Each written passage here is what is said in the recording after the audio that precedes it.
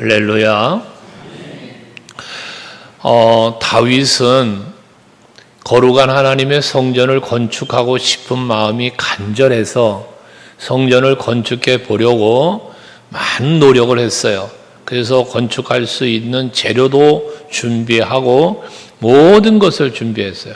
그렇지만 하나님께서 다윗에게 그것을 허락하지 아니하시고 그 아들 솔로몬으로 하여금 성전을 건축하게 하셨죠.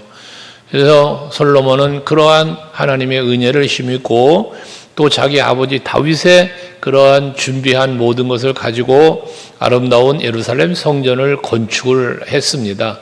그리고 성전을 건축한 이후에 하나님 앞에 봉헌을 하며 기도를 드렸을 때에 하나님께서는 그 솔로몬의 기도를 들으시고 그 기도에 합당한 응답을 약속으로 주시는데 그 약속이 바로 오늘 본문의 말씀입니다. 오늘 12절 말씀에 보면 하나님께서 솔로몬이 지은 성전을 받으시는 거예요. 그래서 솔로몬에게 나타나서 그에게 말씀하시기를 내가 이미 내 기도를 들었다라고 말씀을 합니다. 그리고 이곳을 택하여 내게 제사하는 성전을 삼았다라고도 말씀을 합니다. 여러분, 이 말씀 속에서 우리가 생각할 수 있는 건 뭐냐 하면 우리가 솔로몬이 아무리 웅장한 건물로 교회를 지었다 할지라도 하나님이 그곳을 성전으로 삼아주시지 않으면 성전이 될 수 없다라는 거예요. 그래서 성전은 하나님이 성전으로 삼아주실 때 성전이 되는 거죠. 교회도 마찬가지입니다. 아무리 웅장한 건물로 교회를 지었다고 할지라도 그 건물을 하나님이 연락하시고 우리는 봉헌한다 이런 말을 하는데 헌당한다 이런 말을 하는데 하나님이 받아주셔야, 그래서 하나님이 그것을 교회로 성전으로 삼아 주셔야 성전 되는 거예요. 더불어 16절 말씀을 보시면 성전으로 삼아 주신 이 성전을 하나님이 말씀 약속하시기를 이미 이 성전을 내가 택하였고 그리고 거룩하게 하셨다라고 말씀을 해요. 그러니까 오늘 우리 교회는 하나님께서 택하셨고 하나님께서 세우신 교회요, 하나님이 거룩하게 하신 교회인 줄로 우리 믿어야 돼요. 뿐만 아니라 그렇게 거룩하게 하시면서 뭘 했느냐, 여기에 내 이름을 두시겠다는 거예요. 여호와의 이름을 여기에 두시겠다는 거예요. 여기가 어디요? 하나님께서 택하시고 거룩하게 구별하신 성전, 오늘날 우리 교회에 여호와의 이름을 두신대. 영원히. 그리고 또 내 눈과 내 마음이 항상 여기에 있다는 거예요. 아멘 되세요? 그러니까 여러분들이 이 성전에 와서 예배를 하시든 기도하든 찬송하든 봉사 헌신하든 하나님의 이름이 여기에 있고 여호와의 눈이 여기에 있대, 마음이 있대. 그러니 여러분들의 모든 것을 하나님은 다 보고 계시고 그리고 알고 계시는 거죠. 그게 성전이라는 것입니다. 특별히 이 성전을 하나님께서 택하시고 이것을 거룩하게 하시고 여호와의 이름도 두고 눈도 마음도 여기에 두시면서 13절 14절에 보면 13절에 특별히 내가 하늘을 닫고 비를 내리지 않거나 메뚜기들을 보내서 토산을 먹게 하거나 또는 전염병이 있어서 백성들을 괴롭히는 그런 때가 올 수 있다는 거잖아요. 어려움을 당할 때죠. 힘든 일을 겪을 때죠.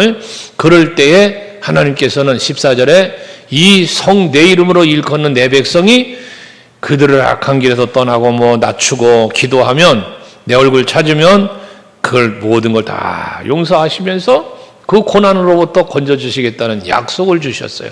이 처소가 어디냐? 성전이라고 말씀하고 있는 것입니다.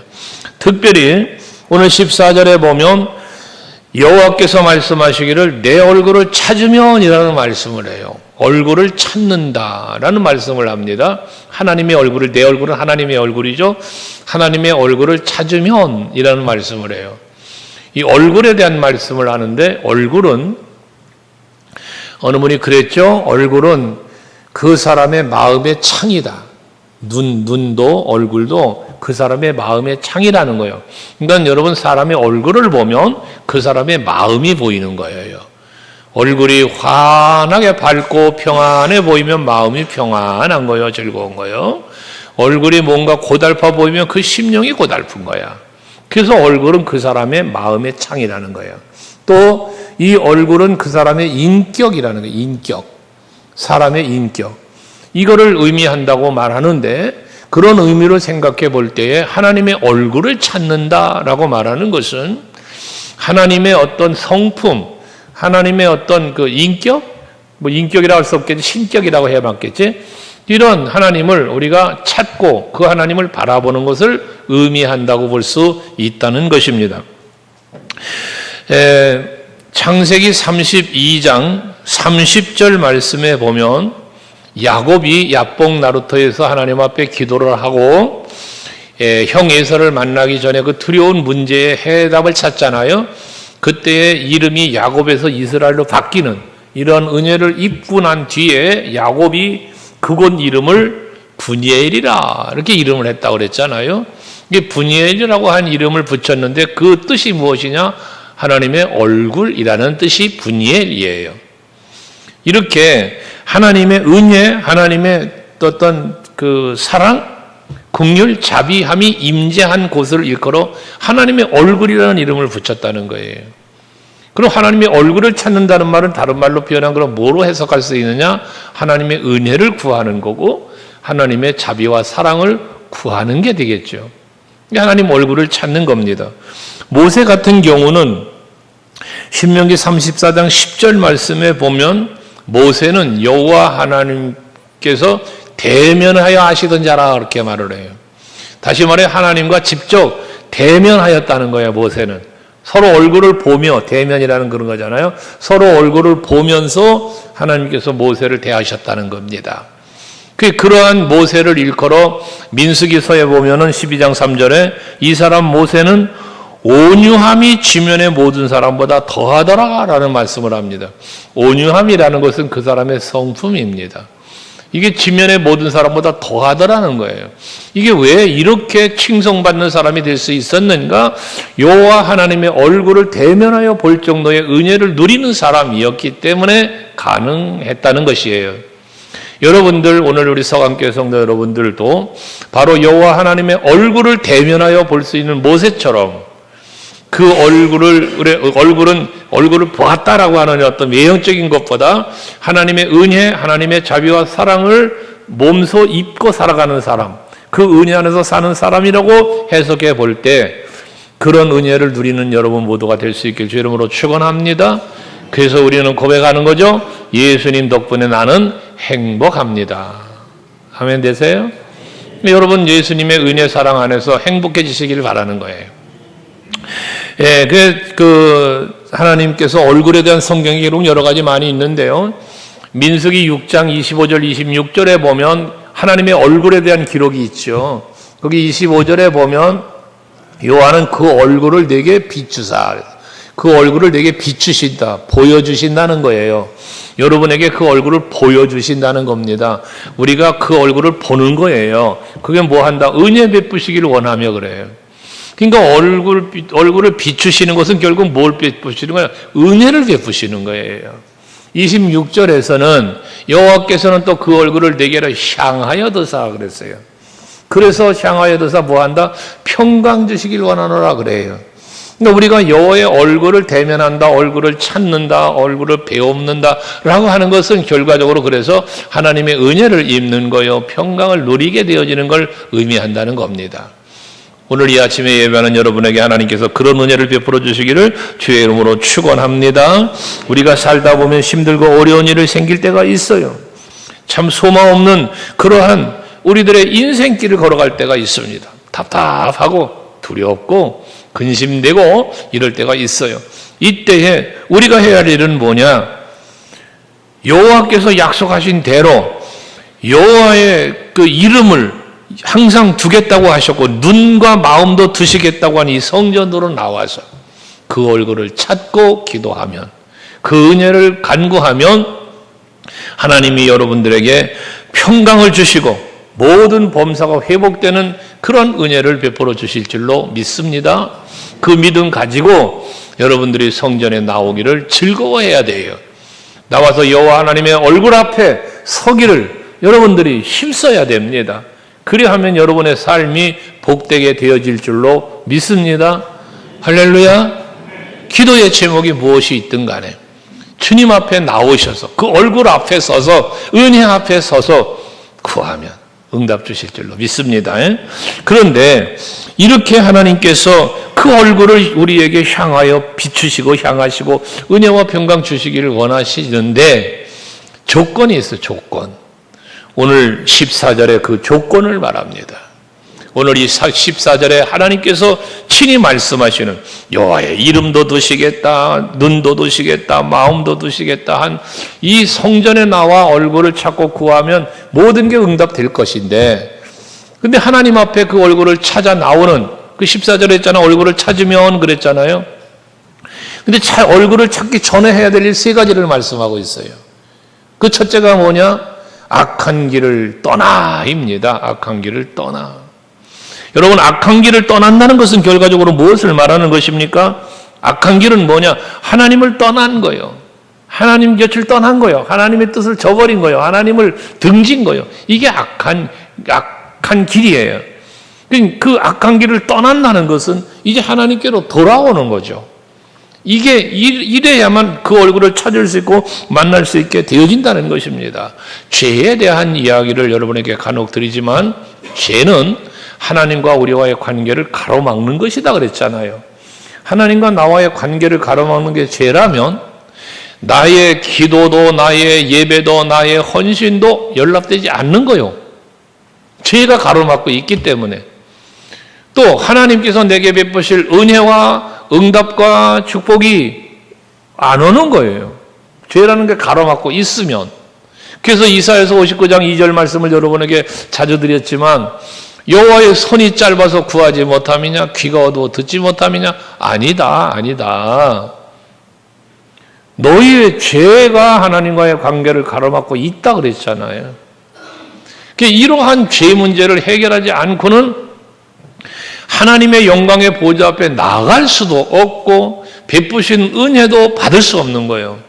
로마서 3장 23절 말씀에 보면 뭐라 말씀하십니까? 사도 바울을 통해 하나님 말씀하신 것 같이 시작. 모든 사람이 죄를 범하였음에 하나님의 영광에 이르지 여러분 보세요. 죄를 범하니까 뭐했어? 하나님 영광에 이르지 못했대요. 이 말을 조금 다르게 해석하면 무슨 말이냐 하면 하나님의 영광을 위하여 살아야 돼요. 그래서 그 영광을 드러내야 되는 거예요. 하나님께 영광 받으실 만한 그런 삶을 우리가 살아야 되는 거예요. 그런데 뭐 했어요? 죄를 범하니까 그 영광에 이르지 못했대잖아요.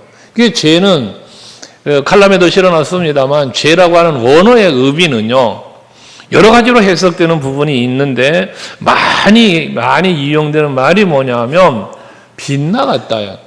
관역으로부터 빗나갔다. 이 빗나감을 죄라고 이야기한단 말이에요. 그러면 이 로마서 3장 23절 말씀으로 비추어 보면 하나님의 영광을 위하여 살아야 하는 내가 그 영광을 위하여 살지 않고 다른 길을 갔다 그 말이에요. 오늘 본문에 말하는 악한 길을 간 거예요. 그러니까 영광에 이르지 못하는 거예요. 에덴 동산에 아담과 하와가 동산 중앙에 있는 선악과를 놓고 먹지 말아라. 먹지 않는 삶을 살아야 되는 거예요. 에덴이라는 단어는 기쁨이라는 단어라고 그랬잖아요. 에덴이라는 단어 자체가.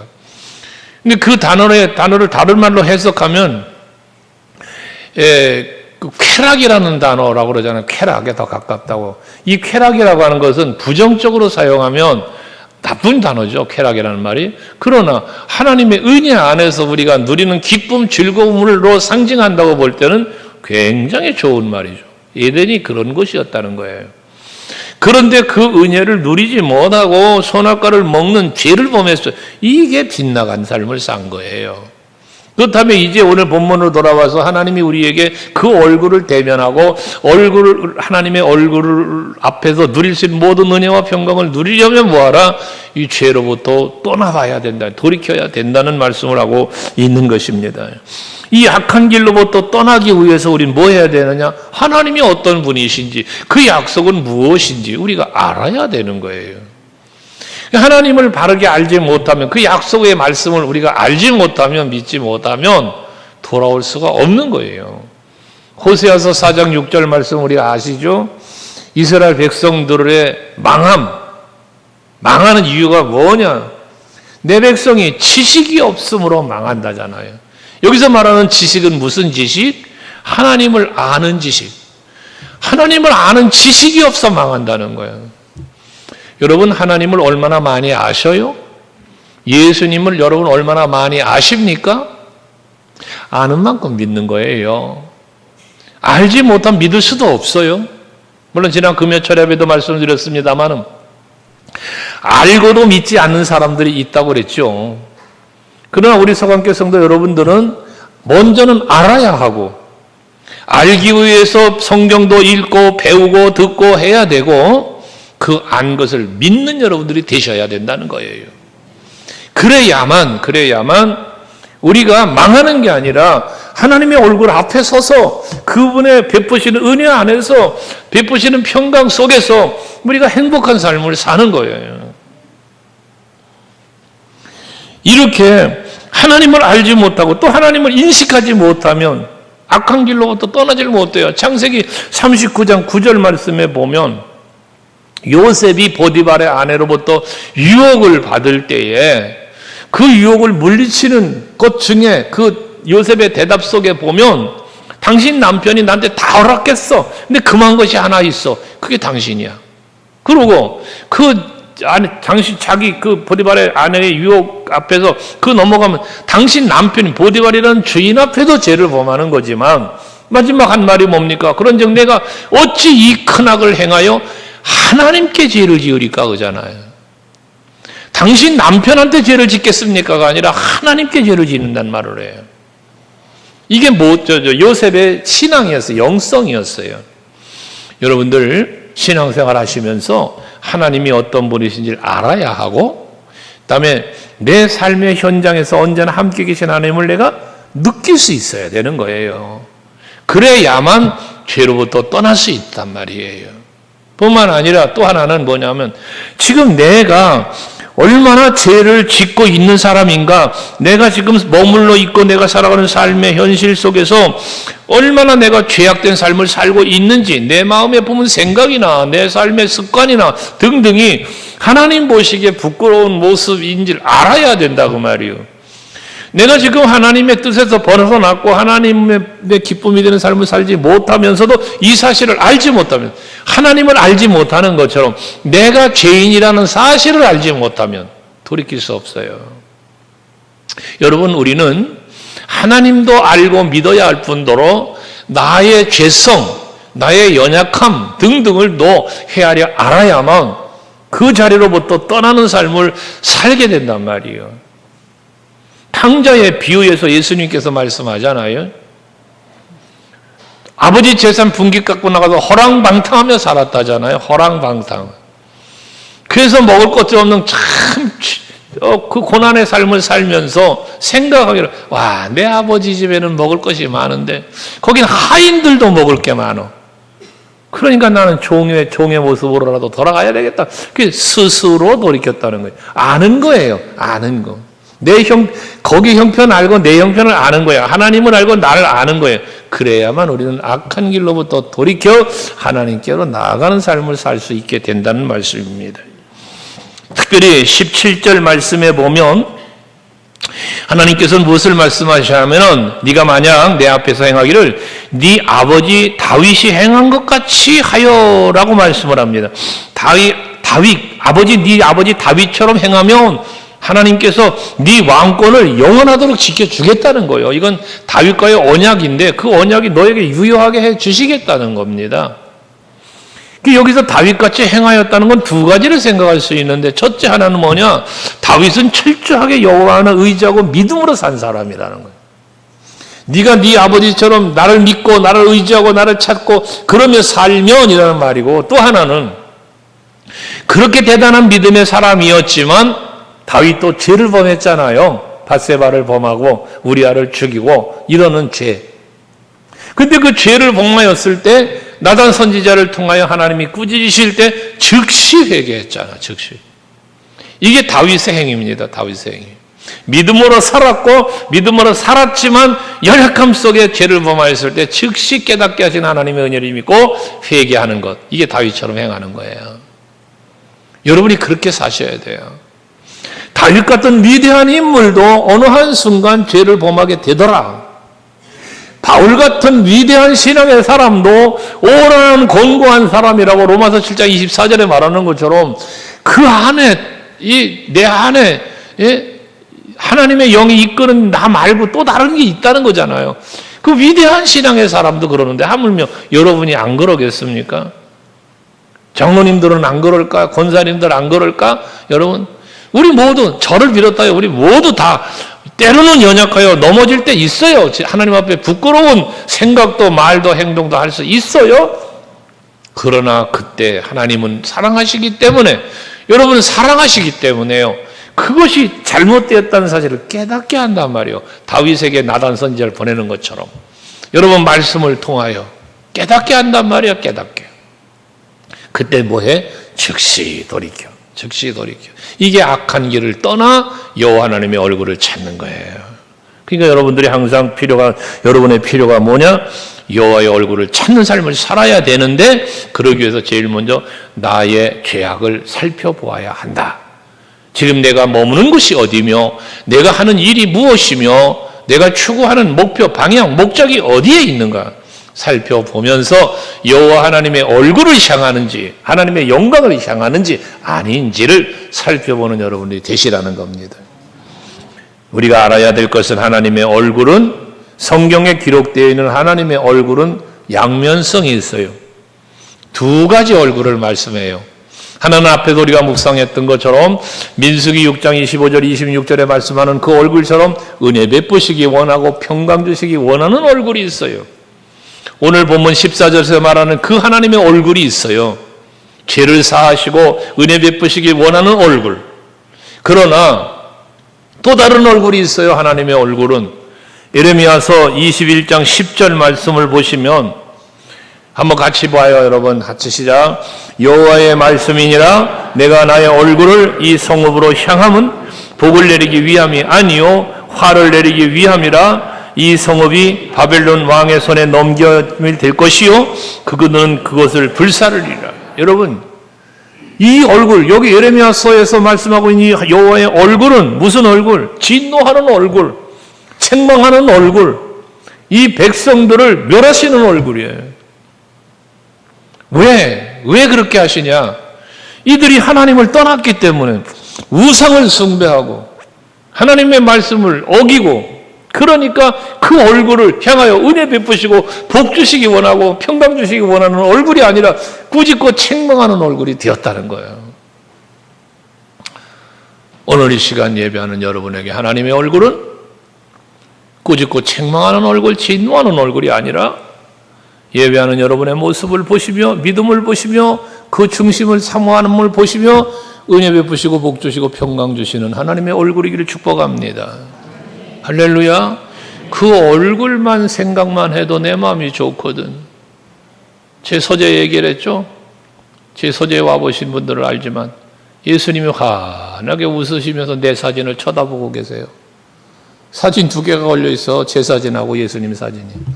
전 서재 들어가서 책상에 앉을 때마다 그걸 봐야만 되니까, 보면서 들어가니까 볼 때마다 내 마음이 참 그냥 좋아요. 그 예수님의 웃으시는 얼굴, 그 웃는 얼굴 모습이 그냥 좋아요. 근데 그 바라보시는 그 얼굴 앞에 제 사진도 있거든. 예수님처럼 웃는 얼굴. 그 행복을 찾아가는 거야. 여러분 원하신다면 그 사진을 내가 드릴 용기도 있어. 여러분들이요, 정말 나를 바라보시는 하나님의 얼굴이 어떤 얼굴이실까 한번 생각해 보자는 거예요. 여러분을 바라보시는 하나님의 얼굴이 환한 미소를 지으시는 그 기쁨의 얼굴이실까, 아니면 노하시는 진노의 얼굴일까 말입니다.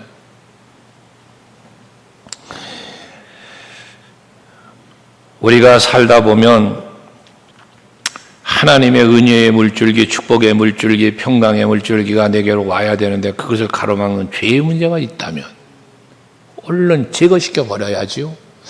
이러면 안 되는데 하면서 하는 여러분의 잘못된 습관들이 있다면 빨리 없애야죠. 그게 하나님의 은혜와 복을 누리는 비결이니까 말입니다. 잠언서 28장 13절을 같이 한번 읽어볼게요. 기가 막힌 하나님의 말씀입니다. 시작. 자기의 죄를 숨기는 자는 형통하지 못하나 죄를 잡아가고 버리는 자는 불쌍히 여김을 받으리라. 할렐루야. 죄를 자꾸 감추려고 하지 말아라 그 말이요. 아무리 감춘다고 하나님 앞에 여러분 감추어집니까 그게? 드러내라. 드러내라. 사도 요한을 통해서 하나님 말씀하시잖아요. 요한일서 1장 9절에도 우리가 우리의 죄를 자백하며, 우리가 죄를 자백한다는 게 뭐예요? 나의 부끄러운 걸 드러내는 거예요. 하나님 앞에 고백하는 거예요. 그러면 그는 미쁘시고 의로우셔서 우리 죄를 사하시고 우리를 모든 불의에서부터 깨끗하게 하신다잖아요. 여러분. 죄는 빨리 떠날수록 복된 것이다. 죄의 자리는 오래 머물면 머물수록 괴로워지는 거예요. 빨리 떠나야 돼.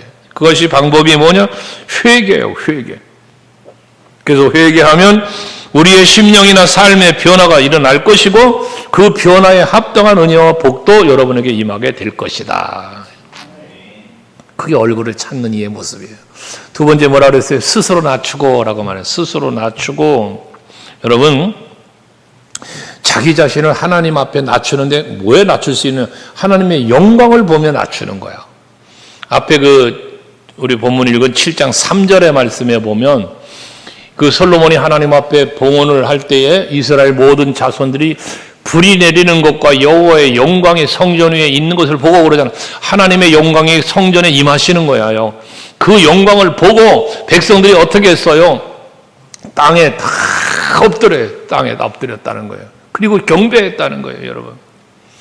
이 하나님의 영광 앞에 엎드린다는 건 결과적으로 무엇이냐? 그 영광, 그 은혜 앞에 감사하는 거예요. 감격하는 거예요, 여러분. 겸손해지는 걸 말하는 거예요. 이사야 선지자가 이사야서 6장 5절에 보면 하나님의 영광을 보았잖아, 이사야 선지자가.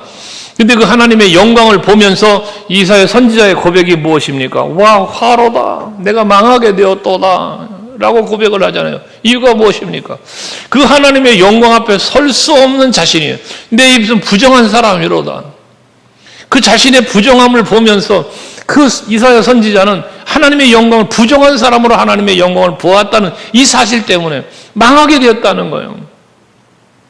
이게 자신을 살피는 모습이라는 것이죠. 그 은혜와 영광 앞에 겸손해지고 낮아지는 모습을 말씀하고 있는 것 아니겠습니까?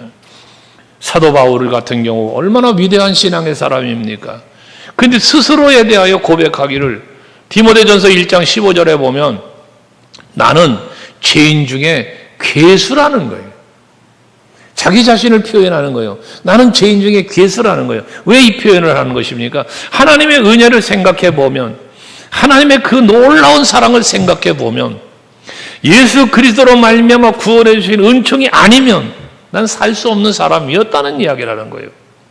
여러분, 예수가 아니고 어떻게 구원받아요, 여러분이? 예수 십자가가 아니면 우리가 어떻게 죄사함을 받아요? 그럴 수 없는 거잖아요. 그러니까 그 사랑 앞에, 은혜 앞에, 십자가의 그 보혈 앞에 생각해보면 나는 죄인 중에 괴수라는 거야. 그러니까 나 때문에 예수 죽은 거야, 나 때문에. 나 때문에. 바울은 그런 신앙의 사람이었다는 거예요. 그리고 엄청난 일을 하잖아요. 사도들보다도 많은 수고와 많은 일을 했다잖아요. 고린도전서 15장 10절에 보면. 사도들보다도 더 많은 수고했대. 맞죠. 많은 일을 했죠. 엄청난 일을 했죠, 바울이. 그 초대교회에 어마어마한 아시아 지역에 많은 교회를 세웠고 복음 전했고 많은 영혼이 주께로 돌아오게 인도했고 얼마나 그랬습니까? 수많은 일을 했습니까? 그런데 그 모든 수고에 대해서 내가 나 된 것은 하나님의 은혜로 되었다. 이게 겸손입니다. 우리는 간혹 뭔가 조그마한 헌신을 하고 좀 해놓고는 내가 했다. 마치 내가 다 한 것이냐 나를 자랑하기 바빠요. 여러분, 늘 말했지만 무엇인가 했습니까? 할 수 있게 하시니까 하나님이었으므로 영광을 돌려야 된다는 말 했잖아요. 근데 우리는 하나님의 영광을 드러내려고 안 하고 내가 했다는 거야. 내가. 이게 하나님의 이름, 예수의 이름이 드러나는 게 아니라 나를 자꾸 드러내려 한다고 말이에요. 그러지 말자는 거지. 겸손해지야 한다는 것은 나를 감추고 나를 낮추고 주의 이름을 높이는 거예요. 이게 겸손입니다. 왜 예수님이 나는 온유하고 겸손하니 내게로 와서 배우라고 말씀을 했겠어요? 우린 그걸 배워야 되는 거예요. 그거를. 그래서 심지어 야고보 사도를 통해서 하나님 뭐라고 말씀하셔요? 야고보서 4장 6절에 보면 교만한 자를 물리치고 겸손한 자에게 은혜를 베푸신다고 하잖아요. 얼마나 하나님이 겸손을 원하시면 그런 말씀을 하셨겠냐는 거예요. 왜 낮아지기를 하나님은 말씀하려는 거예요? 왜 낮아지기를? 그게 은혜를 아는 사람이기 때문에 그런 거예요. 그게 은혜를. 그래서 야고보서 말씀했지만 야고보서 4장 10절에 보면 분명하게 말씀하잖아요. 같이 시작. 주 앞에서 낮추라. 그리하면 주께서 너희를 높이시리라. 내가 주 앞에서 나를 낮추라는 게 뭐예요? 그 은혜 앞에서, 그 사랑 앞에서, 그 전능하신 권능 앞에서 나를 낮추라는 거예요. 다른 말로 말하면 바울처럼 내가 나된 건 하나님의 은혜입니다. 하나님의 영광을 드러내고 나는 감추라는 거예요. 그럼 뭐 한다? 하나님이 너를 높이시리라. 하나님이 높여주신대요. 나 잘난 맛에 살지 말고 하나님의 영광으로 살아가는 여러분 될 수 있길 축복합니다. 오늘 본문 14절에서 스스로 낮추라고 말씀하는 것은요, 원어적인 의미는 무릎을 꿇는다. 무릎을 꿇는다라는 의미를 갖고 있는 거예요. 그래서 스스로, 여러분 내가 낮아지려면, 지금 서 있는 내가 낮아지려면 어떻게 하겠어요? 무릎 구부려야지. 그럼 내려가잖아, 이렇게. 무릎을 꿇고 엎드리는 거예요. 이게 스스로 낮추는 거예요. 항복한다. 뭐 이런 의미를 가지고 있잖아요. 교만한 이유가 무엇일까? 교만한 이유. 교만이 무엇일까라고 말한다면 하나님을 대적하는 거예요. 하나님을 대적하는 거. 하나님의 말씀에 순종하지 않는 거예요. 악한 생각과 자기를 의롭다고 여기는 그런 마음들 모두 다 교만에서 오는 거예요. 그래서 예수께서 비유로 말씀하시면서 그 누가복음 18장에 보면 11절과 13절에 바리새인의 기도와 세리의 기도를 비교하시잖아요. 바리새인도 성전에 기도하러 왔고 세리도 성전에 기도하러 왔다는 거예요. 그런데 어떻게 기도를 하느냐, 기도의 내용을 들어보니 세리의 기도를 11절에 말합니다. 바리새인은 서서, 따로 서서, 저들과 다르게 따로 섰어요. 그것도 서서 기도하기를 뭐라고 기도했다고? 하나님이요, 나는 다른 사람들 곧 토색, 불의, 간음하는 자들과 같지 아니하고 저 세리하고도 같지 않습니다. 나는 다르다. 나는 다른 사람이라는 거예요. 자기를 드러내는 기도를 세리는 했다는 거예요. 바리새인이. 근데 13절에 보면 세리는 뭐라고 기도합니까? 세리의 기도를 13절에 말하는데 세리는 멀리 서서 자기 자신을 감추는 거예요. 멀리 서서 감히 눈을 들어 하늘을 쳐다보지도 못하고 다만 가슴을 치며 이르기를 하나님이여 불쌍히 여기소서 나는 죄인이로소이다. 하나님의 긍휼을 구하는 이런 세리는 그렇게 기도했다는 겁니다. 비유한 거예요. 바리새인의 기도와 세리의 기도를. 그런데 놀라운 것은 14절에 가서 보면 뭐라 말씀하시는가 같이 읽습니다. 시작. 내가 너희에게 이르노니 이에 저 바리새인이 아니고 이 사람이 의롭다 하심을 받고 그 집으로 내려갔느니라. 무릇 자기를 높이는 자는 낮아지고 자기를 낮추는 자는 높아지리라 하시니라. 세리는 자기 잘났다고 했는데 의롭다 여김을 받지 못했다는 거야. 바리새인은, 세리는 나를 불쌍히 여기세요. 나는 죄인입니다. 라고 기도했던 세리는 오히려 그를 의롭다고 칭함받고 내려갔다는 거예요. 다른 말로 바꿔 말하면 바리새인의 기도는 하나님께 상달되지 않았으며 세리의 기도는 하나님 앞에 상달되었다는 이야기인 것이기도 한 겁니다. 우리 소감교회 성도 여러분들은 모두 다 겸손한 성도가 될 수 있기를 바랍니다. 그래야 은혜를 누리며 살아요. 잠언 16장 18절 말씀을 여러분에게 간혹 말씀드리지만 교만은요 패망의 선봉이랍니다. 거만한 마음은 넘어짐의 앞잡이랍니다. 그러니 빨리 버려야죠. 빨리 버려야죠. 패망의 원인 되는, 패망의 원인을 제공하는 교만 빨리 버리고 예수님 마음처럼 온유함과 겸손한 마음으로 하나님의 얼굴을 찾을 때에 하나님은 기쁨으로 여러분을 만나주시고 약속하신 은혜와 평강과 모든 복을 여러분에게 부어주실 줄로 믿습니다. 그런 여러분 되시자는 거예요. 이렇게 악한 길을 떠나 스스로 낮추면서 해야 될 일, 마지막에 기도하여 라고 말씀합니다. 기도하여. 기도는 하나님과 대화합니다. 기도는 여러분 하나님께로 나아가는 통로예요. 통로. 그 어느 분 앞에 언젠가 여러분 칼럼에도 썼지만, 어느 분의 글을 인용해서 쓴 글이지만, 기도는 성도들이 하나님의 나라로 하나님의 나라로 연결하는 기찻길을 만드는 것이다. 여러분의 기도는 하나님의 나라로 기차, 철로길을 만드는 것이다 그랬잖아요. 철로길과 같다. 그러면 하나님 앞에 여러분의 기도가 상달되면 하나님께서 응답과 축복의 것들을 화물칸에 실어서 여러분의 기도로 만들어진 그 철로길을 타고 여러분에게 온다는 거잖아요. 아멘 되세요? 그러니 기도해서 빨리 하나님 나라에 이르를 만큼의 철로길을 만드세요. 만드시라고요. 기왕이면 복선으로 만들어. 복선으로. 하나는 계속 기도 올라가고 하나는 계속 응답 내려오고, SRT로 빨리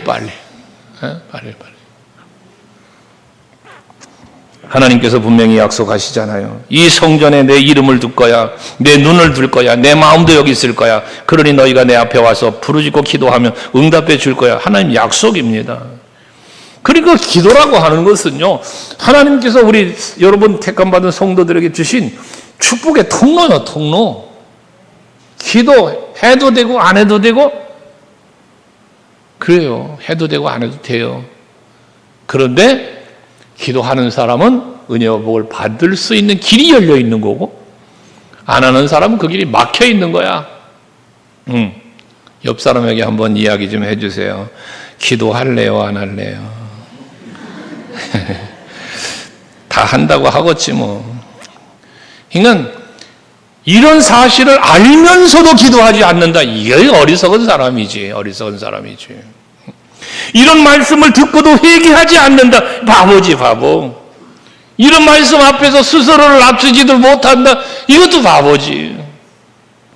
오늘 예배하는 여러분, 오늘 세 가지, 악한 길로부터 떠나고 스스로를 낮추고 하나님 앞에 기도하며 그 얼굴을 찾으면 하나님은 여러분 만나주시고 약속된 모든 복을 부어주실 것이다. 아멘 되시죠? 그 믿음을 가지고 여러분 하나님 앞에 그 얼굴을 찾게 힘쓰시고 그 힘쓴 대로 하나님이 또 약속하신 대로 부어주신 은혜와 복이 여러분 모두에게 임하여 누리시는, 그래서 감사와 찬송의 고백이 여러분 입술에 삶 속에 끊임이 없기를 주의 이름으로 축복합니다. 기도하겠습니다.